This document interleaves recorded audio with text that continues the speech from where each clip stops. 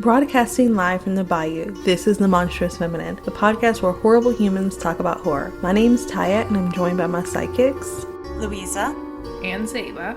And in this episode, we are continuing our Voodoo theme, talking about the 1997 drama film Eve's Bayou, directed by Kasi Lemmons. Before we get into the film, go ahead and follow us on Spotify, YouTube, or the Apple Podcast app. You can find all of our links on our Instagram at The Monstrous Feminine Podcast. Eve's Bayou follows the descendants of a slave named Eve and her master Baptiste, who married her after he freed her for saving his life. The story follows 10-year-old Eve, named after the original mother, as she discovers her father's infidelity and other sexual transgressions. This begins with Eve witnessing her father having an affair with family friend Maddie Moreau at a party. The father is a prominent doctor in town, and Eve comes to realize how much he enjoys the attention of his female patients. Eve then becomes aware that these sexual deviances may involve her older sister Cecily, who has an unusually affectionate relationship with her father, and often comes to his defense when Eve questions his loyalty to their mother Roz. Eve's ill-fated Aunt Moselle resides with the family and practices hoodoo in the house, reading people's fortunes, though she ironically lacked the ability to foresee the death of each of her 3 husbands. Frustrated by her father's behavior and betrayals, Eve decides to use voodoo magic to enact her revenge. I paid you $1, old woman. Now tell my fortune. I don't need no cat bones to tell your fortune, Mademoiselle Baptiste. You are a curse. The Black Widow. Next man who marries you is a dead man, like the others. Always be that way. So guys, Eve's Bayou was one of the most successful independent films released in 1997. It was made for $3 million and returned over $14 million in box office. It received 7 NAACP Image Awards nominations, and Kasi Lemmons earned the Director's Debut Award from the National Board of Review. What do we think? With seeing how successful this film was, why do we think we haven't gotten to see more female directors in horror or drama or just in general? I don't know. I don't know. It's so sad. I mean, to be honest, that was a bad question because we all know the answer. We know the answer is mainly money, I would say probably is a huge factor. But honestly, I think one of the things that I've definitely started to struggle with a lot is I'm starting to build my own career. It's my passion is certainly independent film, and I really wish that there were more opportunities for independent filmmakers to make funding. Ultimately, in art, there will be people who like art for art's sake and who can prevail. It's always going to be difficult, and increasingly I feel like capitalism just keeps doubling down with every new decade. So it's going to be difficult in these conditions, but I think it can still be done. I mean, a lot of good organizations still want to fund independent filmmakers. I feel like a lot of short films are really great. I see a lot of good indie short films.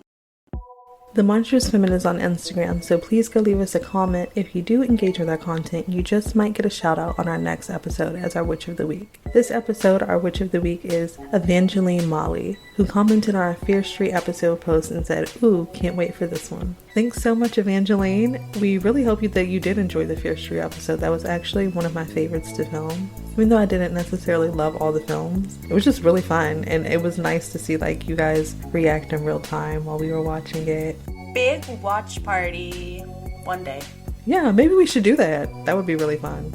Friendly reminder that we are also on Patreon. For £1 a month, you gain access to our Discord. For £3 a month, you get to hear a cut discussion from our main episode. And for £5, you get all of that, plus a bonus episode. Please support us. Any contribution helps. I had a point about the magic versus science bit. Many of our horror movie themed episodes that are based in a particular culture or practice, we always end up talking about how non-white, non-Western practices are often not in conflict with medicine and science and magic and healing, and all those things sort of seamlessly find themselves together in everyday lives, not just for weird wizards who live in the woods and you have to go out to find them, and it's a fringe issue. I think magic and science and healing and witchcraft, in quotes, all go together a bit more seamlessly. And that was, I think we discussed in the bonus episode, the difference between hoodoo and voodoo. Hoodoo is more of that because it's like incorporated into your everyday rituals that just have come with you because, I don't know, cultures are lasting and practices are lasting and things get passed down, versus voodoo, which is like a bit more of a formal, closed practice. They didn't frame it as like hoodoo is like, I'm doing a lot of air quotes on the video, whatever. Hoodoo is like white magic versus black magic. It's not like that. It's just, think hoodoo is, we said in the bonus episode, if you want to hear more, but like African American sort of like residual practices that have been passed down, as opposed to like that formal tie with Catholicism. Though there are ties to Christianity and Catholicism and like Loa and the formalized religious practice that voodoo has, which is, you know, rooted in the Caribbean and Haiti in particular. So forming those distinctions at the top of the episode I thought was important, because what the auntie was doing would be considered hoodoo, and maybe even like the psychic. We don't really know. She was a mysterious figure. But then like what Eve was attempting to do to like kill her father was voodoo, and they say it as voodoo, and she goes to a voodoo practitioner to go get that done. So both are present in this. But, like, we want to use, like, the right terminology when referring to, like, who's doing what action. Yeah, I feel like we kind of touched on it on the bonus app as well, but the idea of, like, compared to the serpent and the rainbow, voodoo is... It is the horror in this film, but it's more of, like, an ignorance of consequences, which is what the horrors generate. It's more of, like, a lack of respect for the power of voodoo, which is the horror, not so much like a, ooh, it's scary and spooky and exotic in and of itself kind of thing, like in The Serpent and the Rainbow. And I think the aunt is very much like, yeah, I don't practice voodoo. Like that's something else. Like I haven't really messed with that kind of thing.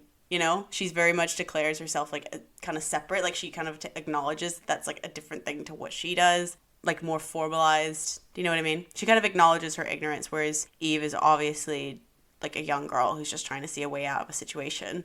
So this is like kind of one of those like films that we do that is towing the line between like, is it horror? I'm sure we're going to get people being like, it's drama. And to be fair, I do think a lot of like, I think it is technically like, I'd say drama more than horror. Like there's not really like horror in the traditional sense. However, Dr. Robin Armines Coleman included this. In that horror noir documentary as well, they also talk about Eve's Bayou. So, you know what? If it's good enough for a doctor, then it's good enough for you.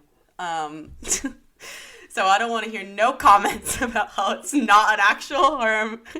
This was a roller coaster. The way I was smacked across the face, misled, bamboozled, like... It's a ride. Do you think you were... I kind of was watching it, and then I read a review, which really solidified the opinion I had when watching it, was that... Because I know by the end, it's left a bit more ambiguous. Like, basically, the father says, no, I didn't, in his, like, letter beyond the grave. And Eve feels betrayed and goes to her sister, like, why did you lie? And it's kind of, like... I'm going to say it's ambiguous. It's a gray area about whether or not it took place. I think regardless... What I was having issues with was like, well, this was still like grooming, because like why on earth like would a daughter feel so like why would that line get crossed if like there wasn't like, you know, how he was behaving to her was always inappropriate. Like the whole time I was watching, even before like the pedophilia plot kind of revealed itself, I was thinking this guy's really weird with his kid. Do you know what I mean? Like, I was like, he's really touchy. He's like comparing her to her mom. It just seems inappropriate. And then, like, there are other things, like, when she gets her period, she says, like, I don't want you looking at me. And the way she kind of responds, it is still, like, she is a victim of, like, sexual assault. And I know it could be, like, her saying that out of, like, rejection or embarrassment, as it could be revealed. But to me, it seemed more like, don't touch me, like, boundary kind of thing.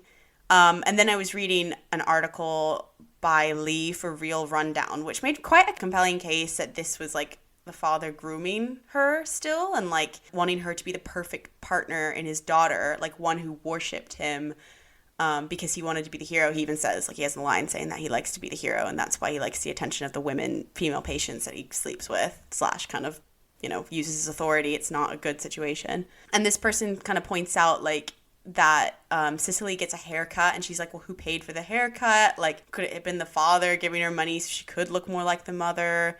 The mother says, like, I don't want you waiting up for your father anymore, kind of hinting that she knows about the abuse. The father's letter to his sister Moselle, the aunt, reveals that she too was accusing him of abuse, and she has the second sight, so maybe she, like, saw something. The fact that victims tend to recount their testimonies a lot means that, like, her end, like, thing where she, like, says, yeah, I did lie, or she kind of cries, or she doesn't actually say I lied, but she kind of breaks down, could be, like, just the behavior of victims. I imagine it'd be hard to stick to your testimony when the person you're accusing was your dead father. That's going to be difficult.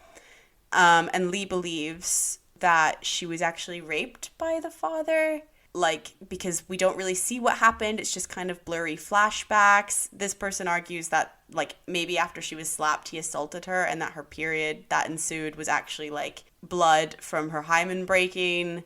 I think it's left deliberately ambiguous. This person argued that perhaps the voodoo queen, like the voodoo priestess, didn't actually do anything, like, because she said at the beginning, like, men fall on their own sword, basically saying that perhaps his actions were just brought on by himself. Like maybe she didn't, her spell or, like, her ritual didn't actually bring upon anything. So this was, like, one interpretation of it. And I thought, like, the period scene was interesting to me because, like, why does she kind of freak out like that? I think that would explain, like, why she gets so, like, horrified by her period coming. I mean, there's obviously a dual interpretation to this, where obviously it's just the typical, like, monstrous feminine of, like, your period comes. It's associated with, like, possession in horror movies because like, Barbara Creed says that, like, horror demonizes women who menstruate and link it to possession, and the mother does say, like, I don't know what happened, it's like she went crazy and had a seizure. So there could be, like, typical just monstrous femme, and she's just embarrassed by her period, and it means that she's a young woman, and it heightens the sexual embarrassment of, like, going for her father. But anyway, this was, like, one interpretation. I'm not sure, like, if I agree with, like, the fact that the father actually assaulted her, but I do think that in my mind, this was a film about, like, a father who is, like, grooming his daughter, and I didn't really believe the recounted testimony at the end, and I thought his letter didn't really absolve him of anything, because if you are an abuser, you're still gonna stick to your story, you know? Like, why would he be like, yeah, I did it? Do you know what I mean? So I thought that was an interesting article. I could read it as an intentional gray area. I think I came away with it in the end just believing that it didn't, that the event as it's described in the letter perhaps did not occur the way that we were led to believe or told it happened. But I also did still think that, like, I mean, the father's a creep in all kinds of ways. Like we know he's a cheater. We know he's a, I don't know, coercer, I would say, of his patients, if not, like, an outright assaulter or abuser. But, like, we know him to be villainous and, like, all of that. I was confused, though, by the favoritism between, like, the daughters, or, like, what is implied there as far as, like, how he feels about Eve versus how he feels about the older daughter. Because it occasionally felt like he, like, wanted distance from her, or was, like, trying to keep him away from her throughout. So that's why I didn't pick up in my first watch through that, like, the grooming that you're suggesting. I can see it now in retrospect, but it also seemed like he was intentionally, like, trying to, like the period just indicates that, like, that's the time that you, like, distance yourself from girls of that age, whether you're related to them or not. It's creepy that is the case. Like, that is weird that, like fathers and uncles and all sorts of people will be like, oh, if they've heard that a girl has gone through puberty or is going through puberty, that, like, they have to change their behavior towards them, especially in public, under the threat that some people would consider that is inappropriate behavior, that you are still close with them. But it's not even that, like, that the uncle's behaviors changes, or the way that, like, men who really have no impure thoughts or impure intent will also be, like, on high alert of, like, girls that they would have been close to, they now, like, don't talk to in public, or don't touch, or don't get near, for fear of the perception that they'll be creeps. And that's sort of what I thought I saw Sam Jackson doing. Oh, Sam Jackson, right? Samuel. We're not on a first name basis. It's because we did Deep Blue Sea, so he's the star of this podcast. Yeah, I can see that. Like I said, I think that, I'm not for sure. Like, I think this person, like, I didn't really get the the rape and hymen thing. I just thought it was like an interesting, I mean, the film leaves it everything's like deliberately ambiguous, so I kind of thought like it's interesting to consider that could have happened. But I do recognize that like there's so much in horror or like film and periods and stuff in general, and like how that could have been traumatizing in and of itself for her. But yeah, I just think that the fact that the lines were blurred enough for the daughter to like approach the father like that means that he was not behaving appropriately at all. Like he should have been more distant. And there was also the fact that like I kind of situate this film in my mind like alongside Toni Morrison's Beloved.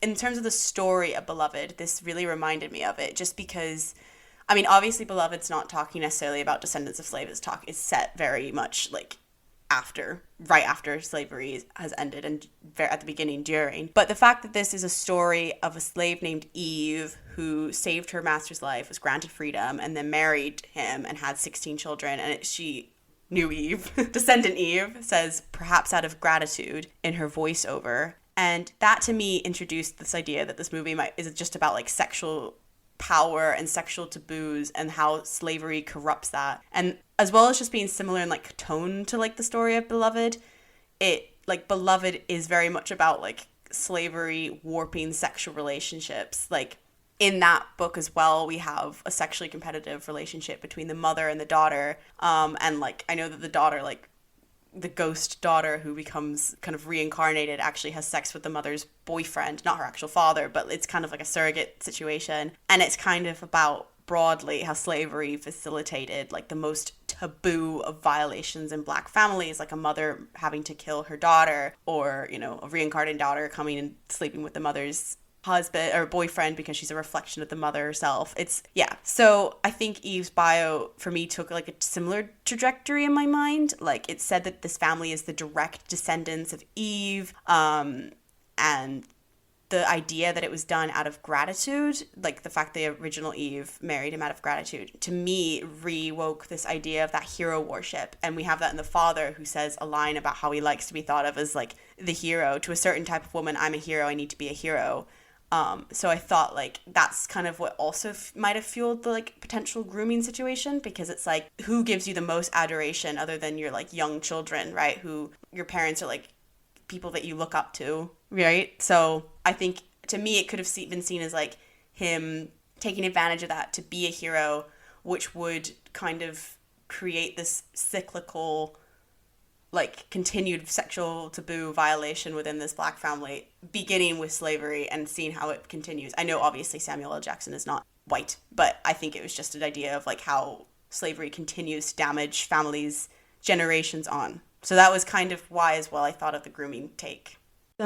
Slave's name being Eve and then kind of starting like this entire line of descendants kind of feels almost like biblical, with like a twisted Adam and Eve origin story. And I feel like her seeing her dad cheat on her mom was almost as if when they realized that they were naked in the Garden of Eden and suddenly the entire world crashed down and all of the innocence was broken. And so I didn't think of her dad as being predatory or anything about the relationship with her sister being weird. I felt like through her seeing that her dad was a flawed person and not this perfect creature who provided them with this very cush life because he was a prominent doctor, and her mom being like this gorgeous, elegant woman, the veil was lifted of like what actually was going on behind the scenes. So she was able to see that something weird is going on with like my dad and my sister. I'm not sure what it is, and we're seeing it through like her eyes. So we also don't know what's going on. We just have two different people's words, so we can't really know which one is the truth, which one is a lie.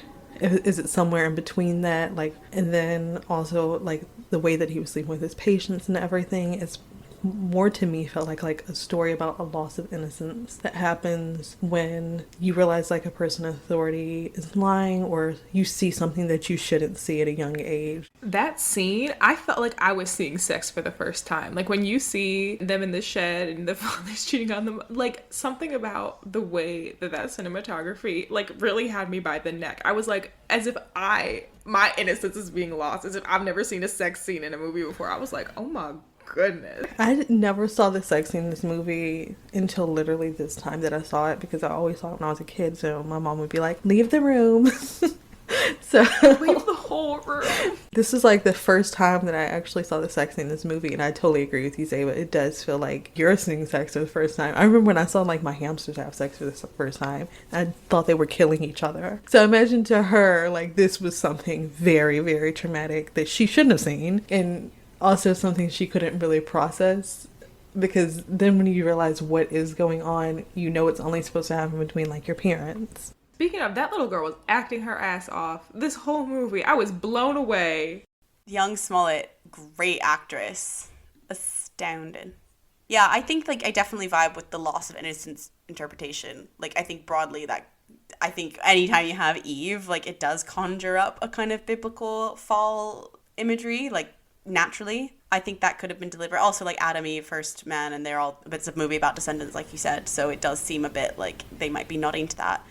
I think my interpretation of it was quite specific because I was looking at it as like as I would have compared it to Beloved if I was like writing an academic essay. So I realized that my take is very subjective and not necessarily the one that you'll come away with. But I just kind of took the ambiguity and thought, what could you do with it? Or what could it mean in some areas? And I also thought like the significance of memory in the film, like the fact that Eve's opening narration says like memory is a selection of images, some elusive, others printed indelibly onto the brain. Each image is like a thread, each thread woven together to make a tapestry of intricate texture, and the tapestry tells a story, and the story is our past. And it just seemed this idea of like the significance of past bleeding into present, i.e. potentially that like legacy of like sexual taboos or whatever bleeding into the present, and the fact that like memory is like historically the only form of testimony that Black Americans had because there was like no documentation of like the horrific nature of stuff. So I think that's why I kind of look at it more as like as I would like a slave literature narrative.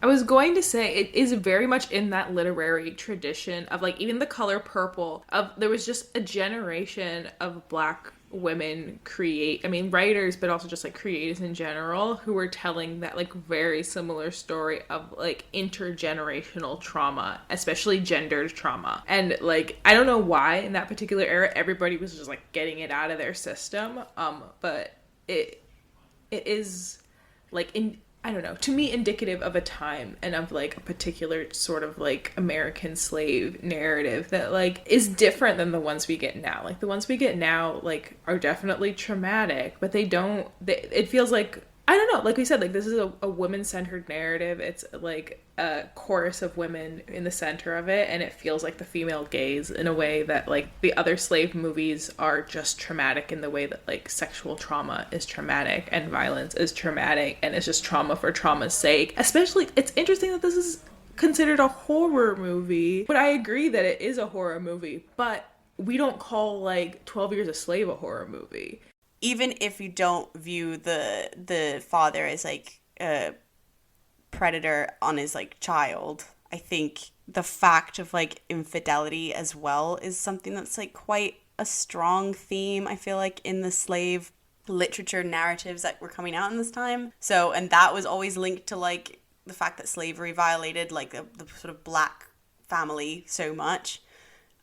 With its sexual taboo. So I feel like the interpretation still works. You could just tweak it to however you choose to like interpret the ending. When I was a kid, they would say that women got periods because God cursed Eve for like what she did to Adam in the Garden of Eden. So that there is like a period in this film where she feels almost cursed, and also like the origin of Eve is shifted to being like she saved the man's life instead of like tempting him to take a bite out of the apple. Is interesting because it's almost like the women in the line of the family are so much more powerful in this film. Eve, and the person who's actually thinks that he's pulling the strings is actually the one who's having his strings pulled by, of all people, the smallest kid in the family, his youngest child. I thought it was interesting to see voodoo as a means of like agency in this film. Like that's kind of what it grants Eve, is like power, because she felt helpless to stop her father from like, I guess, the continued sin of adultery and stuff like that. Yeah, so I thought that this was an interesting depiction of voodoo as like a means of granting agency for a young person, a little bit in a similar like Pan's Labyrinth way, right? Like how that fantasy allowed her to escape from her terrible reality. This is kind of the thing of like, okay, well, we're going to use this magic to get out of this situation with our father, which feels cyclical and inevitable, and I'm helpless to stop it. So I had, like, a theory that even if the voodoo didn't work, Eve killed her father either way by telling the man that, right, like, either way she is responsible, I suppose, is the correct word. Maybe responsible is not the word, but, like... She instigated the events, whether it was through the voodoo ritual that the priestess did, or her own, like, kind of gossiping, you know, kind of planting a seed in that husband's mind. I don't know if she intended that. I think she kind of intended. She was like, something about Maddie, you know, Maddie and Daddy are not the lonely kind or something. Do you think that he thought he'd kill him, though, or even do anything to him, or did she just think she was being a bit, like, mischievous by dropping hints? I think she wanted the situation to stop. I think she might have been being mischievous, because I don't know, when I was a little kid, I was a bit mischievous. Tyia would have been in the streets, like, I heard. She was very mischievous, Eve. She was, like, doing so much. I was like, you are, like, being so bad. You're being so naughty. Oh, my God. I see why the mom, like, after the aunt had that vision, she was like, yeah, it's definitely my kids that might be hit by a bus. I'm going to keep you in. Like, you guys are the ones who are going to be in trouble. But also, that scene was weird. Separately, that scene was weird to me because she was so rejoiced. They were, like, rejoicing. Like, they were like, let's have a cookout, basically, was their response to, like, that kid getting hit by a bus. Until the mom or the grandma reminds them, like, you know, someone died. I just thought that was the most bizarre response. Like, yeah, let's have a cookout. I was like, what? What did you guys think about the aunt as, like, this kind of black widow? I thought it was a bit, like, a little bit, like, no, I not like vagina, I guess vagina dentata, in the sense that, like, obviously not the exact imagery of a vagina dentata, a vagina with teeth. However, the fact that she is, like, this femme fatale who, if people, like, she has, like, this weird curse, like the voodoo priestess says to her, if anyone, like, marries you, they're gonna die, kind of thing. I kind of thought that, like, I mean, I kind of read it when they first said it, I was like, lol, petty, like, drama between aunties, but, like, it's interesting to consider her as, like, a mon femme figure, like, in that way. I don't know what she did to deserve it. I was like, what? Do we know why that was happening to her? Is that just, like, the cross she has to bear in life? Or is it, like, maybe in exchange for her psychic powers, she can never have a man or something like that? It kind of feels like how, back in the day, people in general just thought something was wrong with someone if they were, like, a spinster, quote unquote. So if they were an unmarried woman who was over a certain age, they would just assume something's wrong with her. Maybe it was just, like, gossip that was just made up in the town. Like, if you marry her... But they did die. Like, they definitely are dead. Yeah, they did die. But it might just be a coincidence. The other mon femme theme was obviously, like, the voodoo witch figure. Could be, like, Creed's kind of witch figure. I don't know if I have much depth there, other than, like, that's spotting a mon femme theme. Yeah, I think this film is very mon femme. I mean, I think that this voodoo practitioner, priestess, I don't know who she was, like, what exactly her deal was, but she, again, comparing it to Serpent in the Rainbow, and AHS, when we cover AHS, but, like, in my mind, I have an idea of, like, a person who does voodoo, of, like, in my head, that's been made by media, collection of images that create, like, a sort of person, and it's either, like, Princess and the Frog, like a man in a top hat that's very Papa Legba-esque, but they don't call it that. Or it's like an old woman who, you know, reads the bones and raises the chickens and things like that. But there are other things in media where it's like the sexy woman. And I appreciated that she wasn't like a sex symbol in this, because that would have gone so against the, like, female gaze that I like about this movie, that, like, I'm holding in my vision of things that's stopping it from going too far into all these, like, tropes and taboos, is that, like, had she been, like, some seductress, that, yeah, would have ruined it a bit for me. But, like, Angela Bassett, we'll get to that. Beautiful gowns.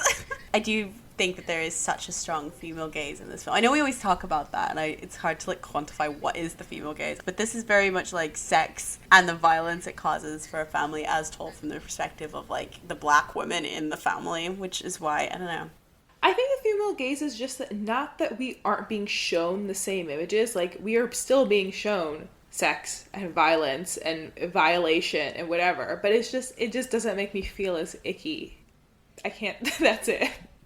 Like, it's not that the events of the film are any different from other horror films or other dramas. It's just that they're from a different perspective, and and done with, I would say, different intentionality and purpose.